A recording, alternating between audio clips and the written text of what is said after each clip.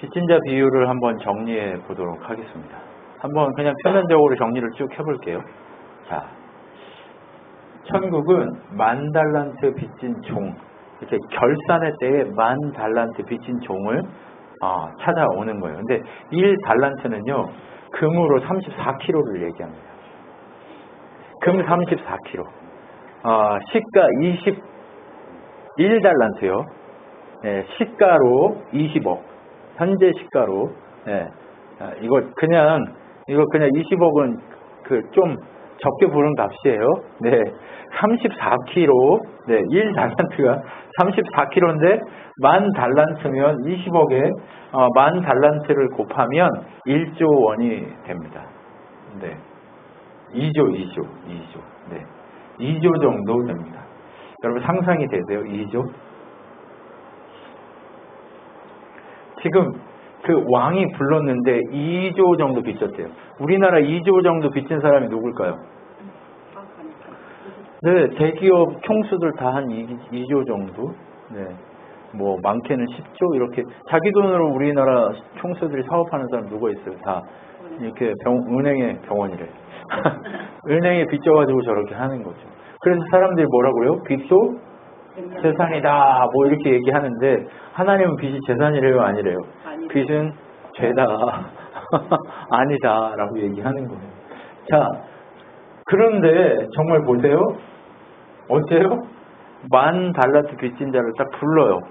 그래서 2조 원 빚진 자를 결산할 때 딱 아무리 삼성 회장이라도 야 오늘 다 갚아 2조 이러면 갚을 수 있어요? 망해요?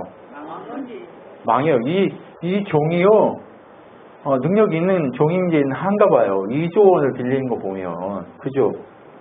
근데 지 돈으로 한 게 아니고 다 왕의 돈으로 해가지고 지가 떵떵거리고 살았던 거죠. 네, 그렇죠? 그래서 다 갚아라 라고 얘기했어요. 근데 갚을 수 있어요? 없어요? 집, 몸, 가족, 소유 모든 걸 다 팔아도 갚을 게 없다 라고 얘기하는 거죠. 갚을 게 1도 없다 라고 얘기하는 거죠. 와, 이런 상황이 되면 어때요? 지금 오규한테 2억을 빚졌어. 오규가 나한테 2억 빨리 갚으세요 목사님. 오늘까지 안 갚으면 안 됩니다. 이러면 목사님 어떨까?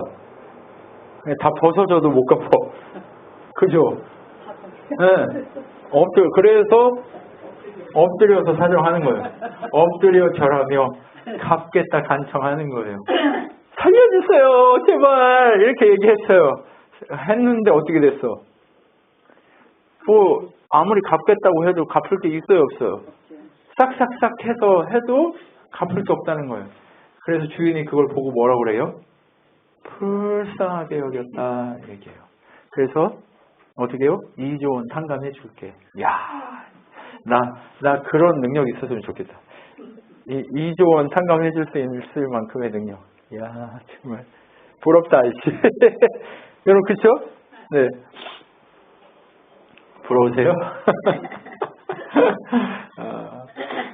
자, 결산할 때에 빚진 종을 이렇게 불러가지고 이렇게 탕감해 줬어요. 그런데 이 인간이 밖으로 나가는 순간 이제 왕이 또 이 종만 부른 거 아닐 거 아니에요. 모든 종이 왕에게 가고 있는 길에 우연히 마주쳤는데 100데나리온 빚진 자가 있어요. 그러니까 1데나리온은 지금 여기 제가 하루 품삯을 8만 원 계산했어요. 근데 하루 품삯이 요즘 비싸졌잖아요. 거의 20만 원 하죠. 그러면 20만 원 곱하기 100 하면 얼마예요? 2억? 네, 2억쯤 되죠. 그죠? 네. 맞아요? 2천이에요? 네. 잠깐만. 20에 100. 2천이네요. 얼마? 8천. 너무 비싸게 했네. 계산 잘못했네. 2천이요. 2천이래요. 네. 계산도 못해. 자, 이러니까 없는 거예요. 자, 보세요. 여러분 2천만 원 빚진 인간을 딱 만났어요.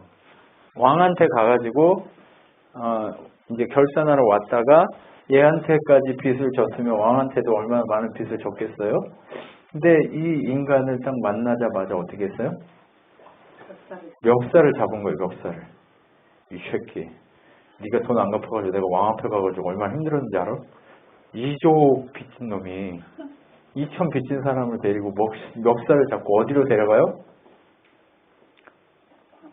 관하로 데려가는 거예요. 네.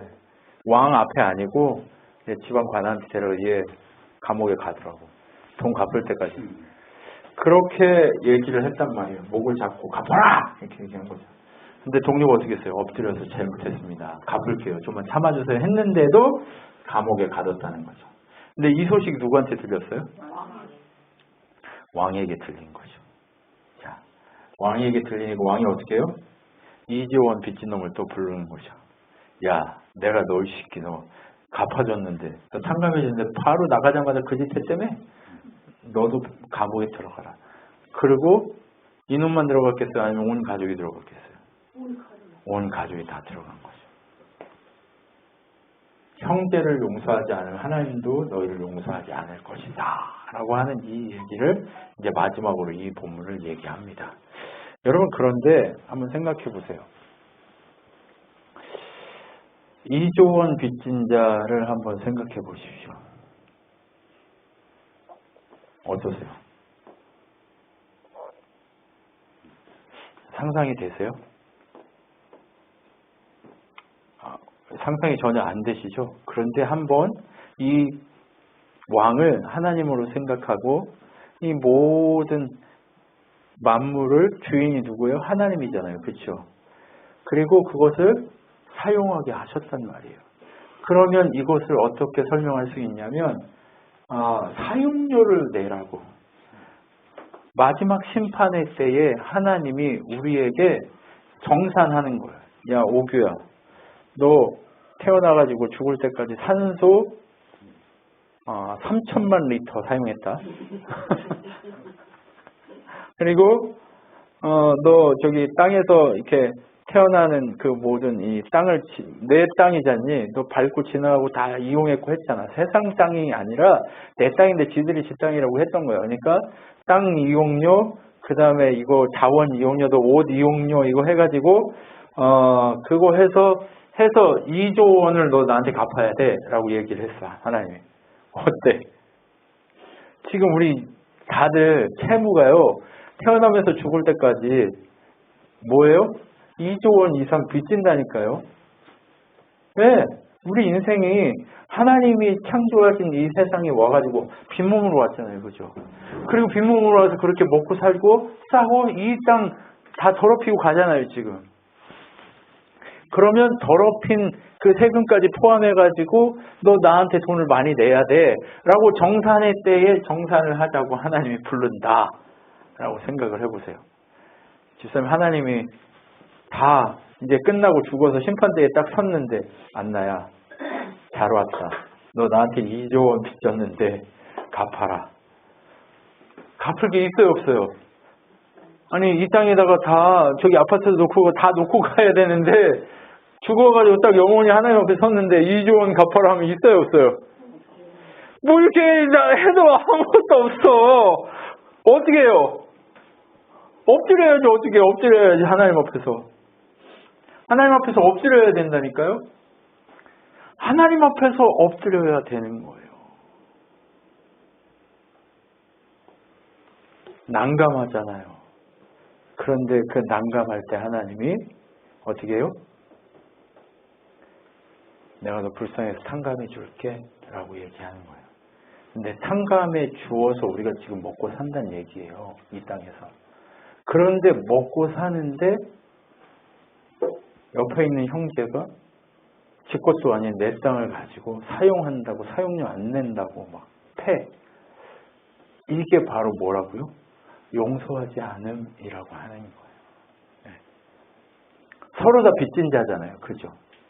이 땅에서 네 거 내 거 할 게 없이 서로 다 하나님한테 빚진 자라니까요.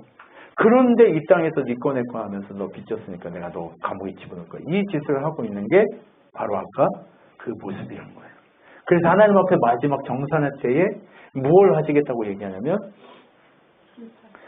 심판을 하는데 선한 일을 행한 자는 생명의 부활로 악한 일을 행한 자는 심판의 부활로 나오리라. 내가 아무것도 스스로 할 수 없노라. 듣는 대로 심판하노니 나는 나의 뜻대로 하려 하지 않고 나를 보내신 이의 뜻대로 하려 함으로 내 심판은 의로우니라. 이렇게 얘기해요. 예수님의 심판이 있는데 그게 누구의 뜻대로 한다고요? 하나님 뜻대로 한다 이거예요. 그런데 어떤 행실? 선한 행실이 뭘까요? 네, 주 앞에 엎드리는 거. 나 죄인입니다. 나 빚진 자입니다. 라고. 아까 그 얘기하고 똑같죠. 그죠? 네, 빚이 2조 원 빚진 자는 빚진 게 죄라니까요. 그래서 나 죄인입니다. 라고 하는 거예요. 네, 그 빚에 대한 죄인인 것을 인정하라고 얘기하는 거예요. 그게 뭐라고요? 선한 행실이라는 거예요. 인간은요, 아무리 노력해도 이 땅에 선한 행실을 할 수 없어요. 왜? 산소를 사용 안 할 수 있어, 없어? 기본적으로 땅 안 밟고 살 수 있어요, 없어요? 없다니까요. 그러니까 인간은 그냥 내가 어떤 상황이든 세상에 그냥 주어진 이 세상을 사는 게 아니라 하나님 창조하신 창조물을 사용하는 거기 때문에 그냥 죄인이에요. 그냥 빚진 자라고요. 그런데 하나님이 요구하는 건 뭐라고요? 내가 하나님 물건을 함부로 사용한 죄인입니다. 빚진 자입니다를 인정하라고 얘기하는 거예요. 이 지점이에요. 이 지점. 다른 얘기하는 게 아니라 이 세상에 살아있는 모든 순간이 나는 빚진 자입니다를 인정하라는 거예요. 그러면 내가 빚진 자면 내 옆에 있는 자도 나보다 더 힘들게 살고 있는 그 자는 어때요? 나도 빚지고 너도 빚졌으니까 돌보고 섬기고 사랑하고 하는 그 삶의 모습이 필요하다는 거예요. 그게 바로 뭐라고요? 선한 행실이라고 하는 거예요. 그런데 악한 행실은 뭐예요? 내가 빚진 자 아니라고. 난 많이 가진 자라고. 여러분 사람들이요. 갈수록 처음에 가난할 때는 이렇게 몸이에요. 근데 어떻게 돼요? 갈수록? 이렇게 쓰죠. 그죠? 네, 가질 때마다 이렇게 된단 말이에요. 그죠? 이게 뭐예요? 악한 행실이다 라고 얘기하는 거죠. 마지막 심판의 날 행한 대로 심판하시는 아버지의 뜻이 이루어지게 되는 이것이 바로 의로운 심판이라고 얘기하는 거예요. 그러니까 하나님이 오늘 우리한테 요구하는 건요. 어려운 게 아니에요. 저 죄인입니다를 인정하라는 거예요. 입으로요? 입으로도 고백하지만 삶의 태도와 내 마음의 중심이 내 죄인입니다. 나 빚진 자입니다. 라고 하는 그 마음이 있어야 한다는 거예요. 네, 그것이 바로 심판이고 하나님이 요구하시는 값에 대한 뭐예요? 지불값이라는 거죠. 근데 이 지불값을 우리가 나 죄인입니다 라고 엎드렸다고 해서 지불값이 지불해져요? 값이 지불되냐고요. 정산의 값을 요구하시는 하나님이 우리가 선한 행실로 딱 나타나면 네, 그걸로만 값이 지불되는 거예요? 나 죄인입니다 하면 값이 끝난 거예요? 아니요. 인간에게는 값을 지불할 방식이 없기 때문에 하나님이 누구를 보낸 거예요? 예수 그리스도 그분을 보내셨다. 이렇게 하는 거예요. 그래서 어떻게 해요? 이 닦아준 것 외에 능히 다른 터를 닦아줄 자가 없으니 이 터는 곧 예수 그리스도라. 만일 누구든지 금이나 은이나 보석이나 나무 풀이나 집으로 그 위에 이 터 위에 세우면 각 사람의 공적이 나타날 터인데 그날이 공적을 밝히리니 이는 불로 나타내고 그 불이 각 사람의 공적을 어떠한 것을 시험할 것입니다.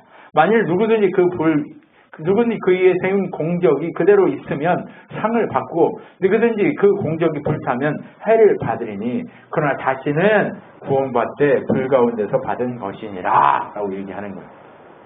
이게 무슨 얘기예요? 고린도서 3장 11절로 15절 말씀을 통해서 얘기하고자 하는 게 뭐예요? 값을 요구하시는데 그 값을 누가 지불했다? 하나님 당신이 예수 그리스도 당신의 아들 예수 그리스도의 피로 나 죄인입니다. 날 살려주십시오. 나 주 안에 있기를 소망합니다라고 고백하는 순간 그 값을 지불한 자로 세우겠다는 거예요. 근데 지금 우리 세상 사람들은 뭘로 자기의 공적을 세우려고 해요? 금이나 은이나 명예와 권력과 그 모든 것들로 자신의 공적을 세우려고 한다는 거예요. 근데 그것들이 지금 불로 태우면 남아요, 안 남아요? 죽어가지고 하나님하고 심판대에 딱 섰는데 다 벗어 있는데 뭐가 남아있어요? 똑같이 영혼으로 딱 서 있는데 남아있는 게 있어요? 없단 말이에요. 아무것도 없어요. 그렇게 아무것도 없는 상황이 되는 그 심판대 앞에서 누구의 그것만 남을 것이다? 예수의 보혈을 의지한 그 공적을 의지한 것만 남게 될 것이다. 신기하죠? 이게 빚진 자의 비유에서 얘기하고자 하는 값을 요구하는 거예요. 아무도 2조 못 갚는다니까요. 그런데 누구만? 하나님 당신이 직접 우리를 위해 갚아주었다. 그런데 그 갚아준 것에 뭘 세우는 게 아니라 금이나 은이나 무엇을 세운 거 우상이잖아요. 우상은 다 타버려요. 그런데 뭐만 남는다? 오직 믿음만, 오직 은혜만, 오직 예수 그리스도 그 사랑만 남는다라고 얘기하는 거예요. 개업자하는 인간들에게 하나님의 그 창조물을 사용한 값을 요구하지만 누구도 값을 지불할 수 없기에 하나님이 심판 그 불 앞에 견딜 수 있는 예수의 보혈, 예수의 능력을 십자가의 능력으로 그들을 지옥에서 건져서 어떻게 해요? 천국으로 인도하시는 하나님의 값을 치르심이 바로 빚진 자 비유 속에 담겨 있다는 거예요.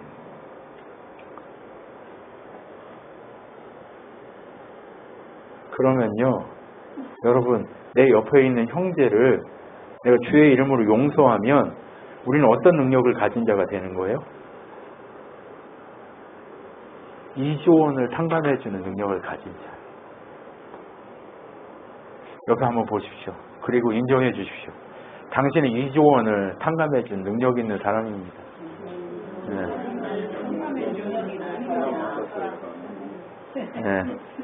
저 2조 원 탕감 안 해주고 싶어요? 이런 왼수시다. 왜 내 옆에 있어가지고 이러고 싶어요? 그런 거 아니잖아요. 우리는 예수 안에 그 사랑을 받고 그 사랑으로 살아가면서 내 옆에 있는 그 사랑, 예수의 이름으로 형제를 용서하는 순간 2조 원의 탕감, 그런 능력 있는 사람이에요. 이야, 여러분 딱 봐주십시오. 능력자네! 이렇게 한번 해주십시오. 능력자네! 네, 능력자들이십니다. 그래서 그 능력으로 우리는 그런 사람이 되어가는 거죠. 그래서 어떻습니까? 대속의 값이 지불이 돼서 우리가 그런 능력자가 되는데 성경은 이것을 뭐라고 얘기하냐? 창세 전부터라고 얘기해요. 권사님이 제일 좋아하는 단어가 뭐예요? 창세 전부터 예비돼가지고. 네, 그러죠. 그 얘기예요. 그는 창세 전부터 미리 알린 바 되시니나 이 말세에 너희를 위하여 나타내신 바 되었으니 마지막 때에 심판을 위해 나타나시는데 너희는 그를 죽은 자 가운데 살리시고 영광을 주신 하나님을 그리스도로 말미암아 믿는 자니 너희 믿음과 소망이 하나님께 있게 하셨느니라. 너희가 진리를 순종함으로 너희 영혼을 깨끗하게 하여 거짓이 없이 형제를 사랑하기에 이르렀으니 마음으로 뜨겁게 서로 사랑하라. 하나님이 창세 전부터 우리의 대속의 값을, 그러니까 우리가 이 땅을 사용한 사용료를 창세 전부터 지불하기로 결정하신 거예요. 누구로? 예수의 십자가로. 그런데 그 사실을 알고 서로 용서한다는 게 뭐예요? 뜨겁게 사랑하는 거. 서로 사랑이. 서로 사랑. 네.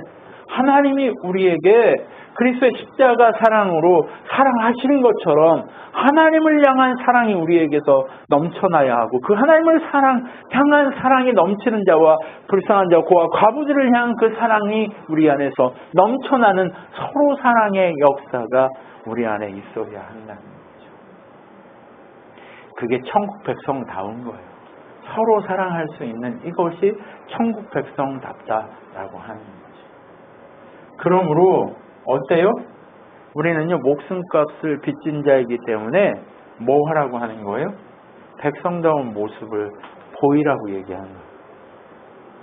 자, 이제 옆에 있는 분을 한번 보십시오. 우리 눈을 마주치면서 사랑스러우시네요. 사랑스러우시네요. 네, 사랑스러우십니다. 네. 네. 저기 코에 난 여드름까지도 사랑스러우십니다. 네? 이렇게 네. 사랑스러움을 고백하는 거죠. 네. 여러분, 정말 이렇게 하나님 은혜를 서로 사랑스러움으로 드러낼 수 있는 그것이 백성다움이다 라고 하는 거죠.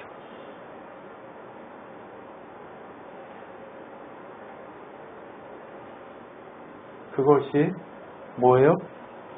대속의 값에 대응체인 서로 사랑이다 라고 하는 거죠.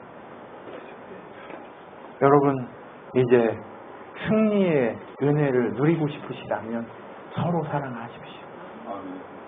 예수가 우리의 2조 원 된 그 죄를 용서하신 것처럼 용서하며 사랑합시다. 죽이고 싶더라도 용서하고 사랑합시다. 머리를 잡고 싶으셔도 용서하고 살아갑시다. 머리채를 뒤집어 이렇게 까고 싶어도, 역사를 잡고 싶어도 용서하며 살아갑시다. 그게 뭐라고요? 하나님 우리를 위해 대속의 값으로 지불하신 은혜라고 하는 거예요. 맞죠? 여러분, 한번 역사를 잡고 싶은 인간을 한번 생각해 보세요. 그럼 역사를 잡고 싶은 인간을 생각하면서, 하나님, 제가 저 인간을 사랑할 수 있나요? 못하죠. 못하지만 주님이 하시기에 제가 그렇게 행해 가겠습니다 라고 얘기하는 거죠. 여러분, 이것이 바로 서로 사랑이에요. 네? 왜 멱살 잡고 싶은데 사랑한다고 얘기하신 거예요?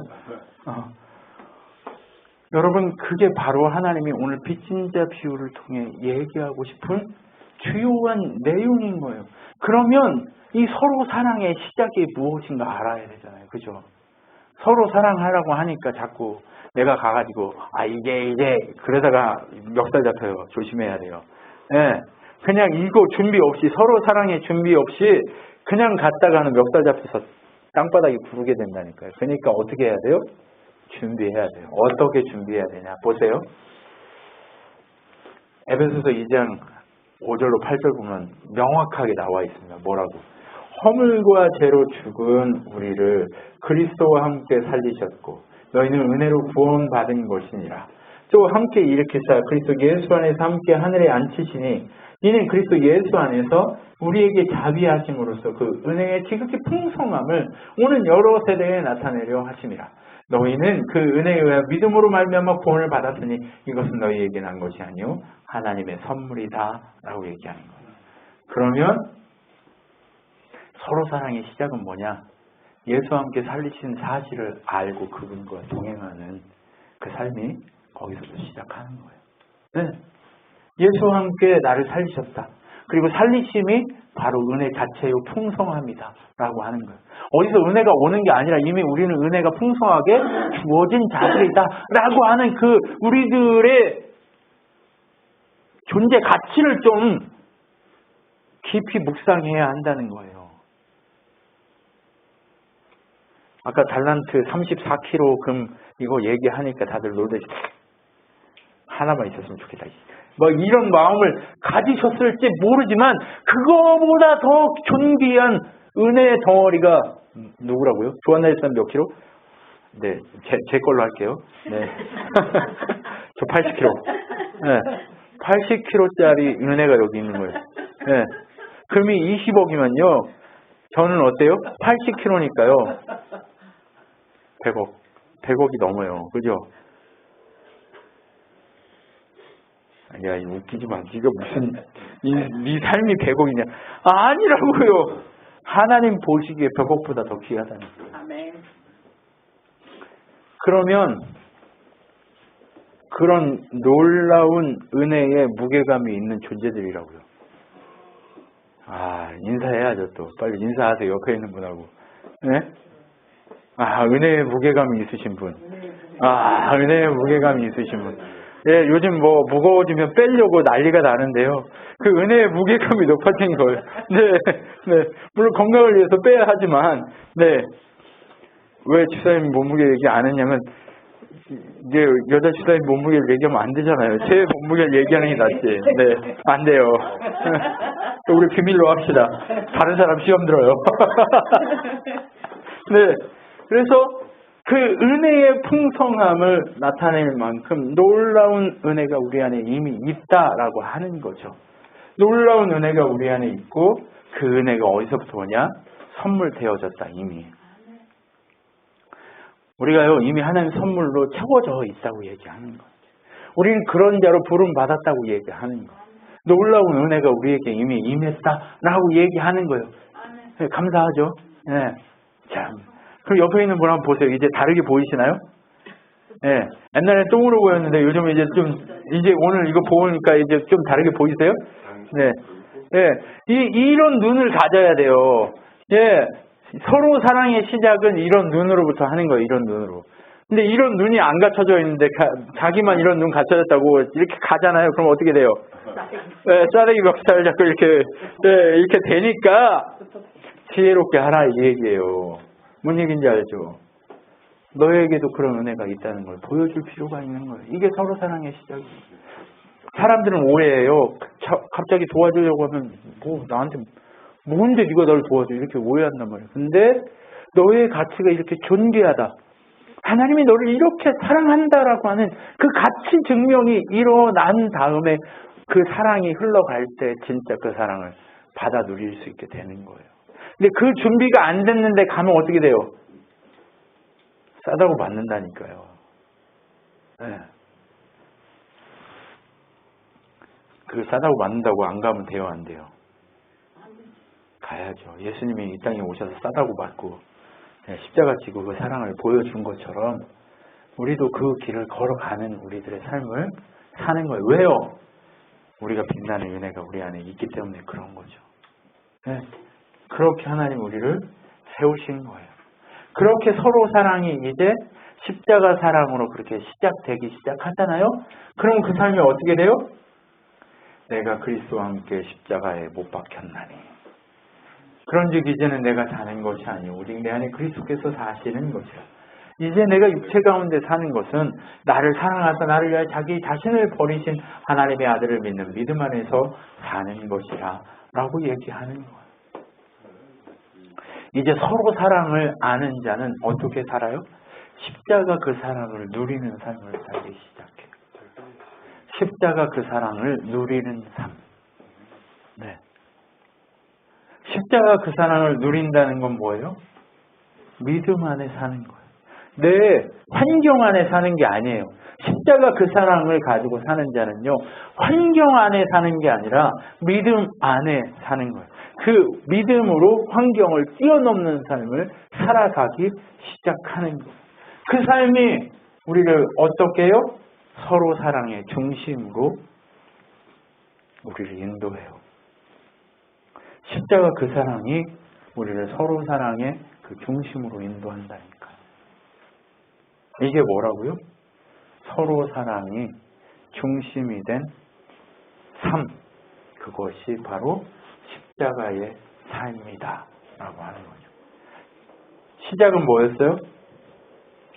네, 예수 그리스도 그 은혜를 내 안에 채우셨다는 사실, 나의 존재 가치를 아는 것부터 서로 사랑이 시작되고, 그리고 서로 사랑이 어떻게 내게 왔는지, 바로 십자가의 은혜로 우리에게 서로 사랑의 은혜가 와서 나도 십자가의 삶을 살기 시작하는 그 과정을 가는 것이 바로 서로 사랑이다 라고 얘기하는 거죠. 그렇게 십자가의 삶을 살면 어떻게 돼요? 십자가의 도가 멸망하는 자에게는 미련한 것이요. 구원받는 우리에게는 하나님의 능력이라.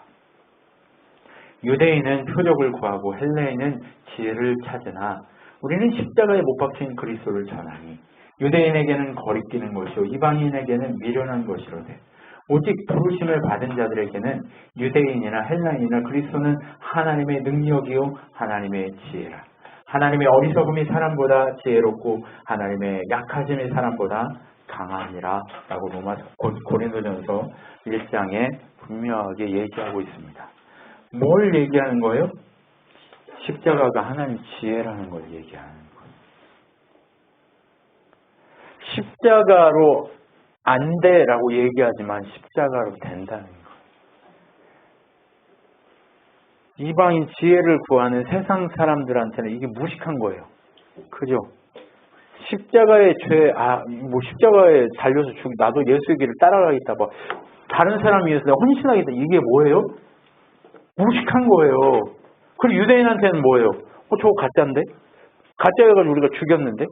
예수의 길을 따라가는 순례자들이 저렇게 많네? 미쳤네? 저것들 왜 저러지? 저게 진짜 하나님이 한 거 아니야? 저거 막아야 돼? 이렇게 걸려 넘어지게 하는 거란 말이죠. 그런데 하나님께서 보았을 때는 이것이 능력이라는 거예요. 우리가 능력 있는 삶을 살고 싶으시면 서로 사랑을 행하십시오. 그 서로 사랑의 삶이 바로 하나님의 지혜, 바로 십자가요. 그것이 강하게 하는 하나님의 능력임을 보여주고 있는 것입니다. 하나님의 능력은 다른 곳에서 오는 것이 아니라 십자가에서 오게 된다는 거죠. 그래서 빚진 자는 어때요? 서로 사랑을 하게 되는데 그 서로 사랑을 뭐라고 표현하냐 성경이 피차 사랑의 빚 외에는 아무에게든지 아무 빚도 지지 말라. 남을 사랑하는 자는 율법을 다 이루었느니라. 간음하지 말라, 살인하지 말라, 도둑질하지 말라, 탐내지 말라 하는 것과 그 외에 다른 계명이 있을지라도 내 이웃을 내 자신과 같이 사랑하라 하지 그 말씀 가운데 다 들었느니라. 사랑은 이웃에게 악을 행하지 아니하나니 그러므로 사랑은 율법의 완성이니라 라고 되어 있어요. 예수님이 뭐하러 오셨다고 그랬어요? 내가 율법을 폐하러 오는 것이 아니요 율법을 완성하러 왔다라고 얘기해요. 그런데 율법의 완성이 뭐라고요? 사랑이다. 네. 근데 사랑을 어떻게 했다? 십자가로 행했다라고 하는 거죠. 그러면 하나님 우리한테 얘기하고 싶은 건 뭐냐면 서로 사랑이 율법의 완성이면 서로 사랑이란 예수님이 하나님 사랑하고 우리를 사랑하기 때문에 십자가 지고 죽으신 것처럼 우리도 예수와 같이 하나님을 사랑하고 이웃을 사랑하는 그것이 구원의 증거요 율법에 완성된 자의 삶의 모습이라는 것을 성경은 우리에게 얘기하고 싶은 거예요. 여러분 사랑해야 해요. 남들한테 보여줘야 하기 때문이 아니라 우리의 DNA 자체가 이제 예수의 피가 돌기 시작하면서부터 우리 속에는 사랑해야 하는 DNA가 있는 거예요. 사랑해야 됩니다.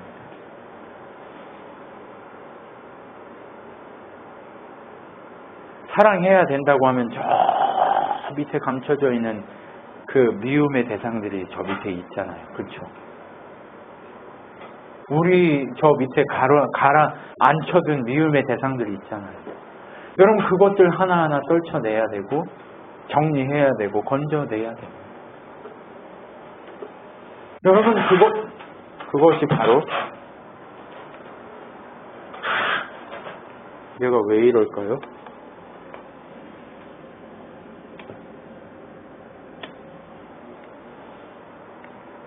오늘 상태가 좀 메롱한 것 같아요. 그것이 바로 하나님의 사랑과 이웃 사랑이 우리에게서 드러난 백성의 증거라는 거예요. 우리의 내셔널리티. 한국 사람은 한국 사람답게 살잖아요. 그죠? 그 한국 사람은요, 어떻게 해요? 커피숍에 가서 커피를 받으러 갈 때 핸드폰을 들고 간다, 아니면 두고 간다? 거의 두고 가요. 근데 그걸 누가 가져가는 사람이 있어요, 없어요? 근데 유럽에서는, 외국에서는 두고 갔다가는 순식간에 사라진다. 여러분, 이게 문화 차이고 환경 차이고 상황 차이잖아요. 그죠? 그런 것처럼 여러분 어때요? 우리가 이런 상황에 처해 있다는 거예요. 그러면 하나님 백성으로 우리가 빚진 자의 삶에서 이제 상감받은 자의 삶을 살아가도록, 구원받은 자의 삶을 살도록 부르심 받았다면 이제 우리는 어떻게 해야 된다? 그 사랑의 DNA를 드러낼 수밖에 없다는 거예요. 옛날 같았으면 멱살 잡아야 될 사람이 그냥 됐다 하고 지나가는, 포기하는. 옛날 같았으면 포기하고 지나갈 사람이 괜찮아 라고 말해줄 수 있는 그 사람. 괜찮아 라고 말해줄 수 있는 그 사람이 고생했다고 돌봐줄 수 있는 그런 사람으로 그렇게 점점 바뀌어지는 역사가 일어나겠죠. 그런데 그게 쉬워요? 어렵죠. 우리 삶으로 쉽지가 않다는 거죠. 우리의 생각, 우리의 마음으로 쉽지가 않다는 거죠. 그래서 무엇이 필요하다? 은혜가 필요하다. 은혜가 필요하다는 것. 그렇기 때문에 빚진 자 비유는 우리한테 무엇을 얘기해 줄까요? 천국에 무엇을 얘기해 줘요? 하나님 나라 백성의 조건을 말해주고 있다. 그 하나님 나라 백성의 조건이 무엇이다? 십자가 사랑이 허락한 서로 사랑이다 라고 하는 거죠. 서로 사랑이다. 이것이 가장 큰 지혜요, 구원의 능력임을 알고 백성답게 살아가라고 하나님이 오늘 빚진 자 비유를 우리에게 말씀하고 계십니다. 우린 다 빚진 자일 수밖에 없다니까요. 우리는요, 어떻게 하든 빚진 자일 수밖에 없어요. 우리는 어떤 모습이든 그냥 빚진 자예요. 그런데도 하나님이 우리를 쿡 눌러서 안 죽이고 우리를 살려서 자녀라고 인정하고 세워주시고 그렇게 사랑의 대상으로 대해주시는 것처럼 내 옆에 있는 그 이웃을 사랑하며 형제를 사랑하며 모두를 사랑하는 삶을 살아가기를 원하시는 그것이 하나님이 우리를 향한 마음이라는 거죠. 하나님은요, 오늘 우리에게 그것을 요구하고 계십니다. 용서하고 서로 사랑하라.